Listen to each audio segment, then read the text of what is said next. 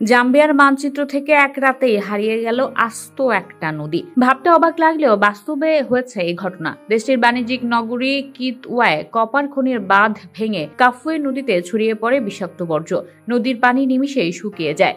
সংবাদ সংস্থা এপি এক প্রতিবেদনে এই তথ্য জানায়। এক প্রতিবেদনে বলা হয়, গত 18 ফেব্রুয়ারি চীনা মালিকানাধীন একটি কপার খনির ড্যাম ধসে পড়ে। এতে থাকা প্রায় 50 মিলিয়ন লিটার অ্যাসিডযুক্ত বিষাক্ত বর্জ্য ও ভারী ধাতু মিশে যায় খনির পাশ দিয়ে বয়ে যাওয়া কাফুয়ে নদীতে। টেইলিং অ্যান্ড মাইন প্রকৌশলী হলিপলা বলেন, কিছু বুঝে ওঠার আগেই সর্বনাশ হয়ে গেছে। 30 মিনিটের মাঝে পুরো ড্যাম ধসে বিষাক্ত অ্যাসিড নদীর পানির সাথে মিশে যায়। এটা ছিল একটা দুঃস্বপ্নের মতো। কাফুয়ে নদী তীরবর্তী বাসিন্দারা এই ঘটনার ব্যাপক ক্ষতিগ্রস্ত। কৃষিকাজ, মাছ ধরার সাথে জড়িত কৃষকরা এখন শুধু হা হুতাশ করছেন। হাজার হাজার মৃত মাছ দূষণের ফলে ভেসে উঠেছে। ভুট্টা এবং চীনাবাদামের ক্ষেত নষ্ট হয়ে গেছে। পরিবেশবিদ চিলেক ওয়া মাম্বা বলেন, এটা পরিবেশগত বিপর্যয়। খনির বিষাক্ত অ্যাসিড নদীর পানির সাথে মিশে যাওয়ায় তীরবর্তী হাজার হাজার মানুষ ক্ষতিগ্রস্ত হয়েছে।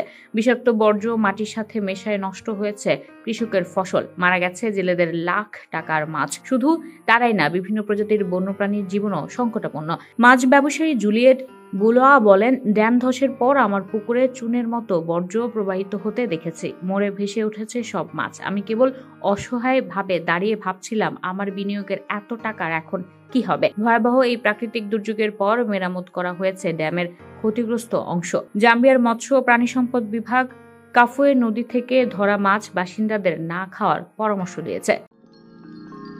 You are watching Raj TV, Jagorone, Bangladesh. Please subscribe our channel.